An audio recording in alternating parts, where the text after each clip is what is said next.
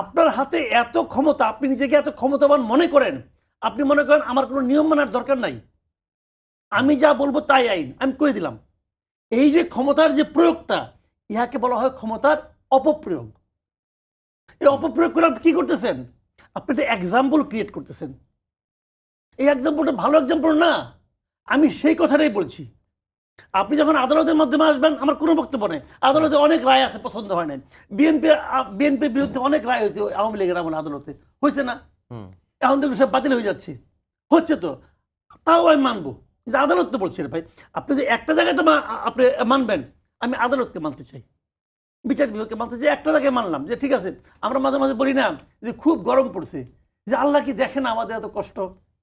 তো আমরা কি আল্লাহকে চ্যালেঞ্জ করি? আমরা কিন্তু আল্লাহকে চ্যালেঞ্জ করি না, আমরা আমাদের কষ্টের কথা ইনফর্ম করি। তো আমরা কিন্তু আদালতকে চ্যালেঞ্জ করছি না, বাট আমি বলছি আদালত বলুক, করি আমরা। মন খারাপ হবে, মন খারাপ করবো, অসুবিধাটা কি আছে? দুঃখ করব, কিন্তু মেনে নেব। এখনো মানি, এখনো কিন্তু আইন মানি। সরকার নির্ভয়া দেশে করছে, এটা সরকার একটা আইন তো আছে, কালো আইন হোক, খয়েরি আইন হোক, আইন তো একটা আছে, সেটা আইনের মাধ্যমে করছে।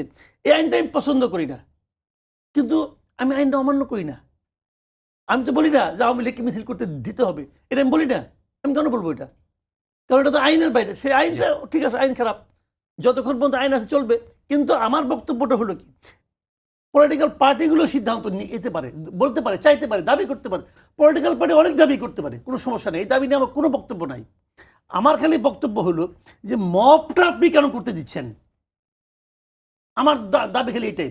আপনি জাতীয় পার্টি নিষিদ্ধ চান, সারাদিন চান, আগুন ধরেন কেন ভাই? আপনি নূরকে মব করতে দিবেন না, আটকান, গায়ে আঘাত করলেন কেন?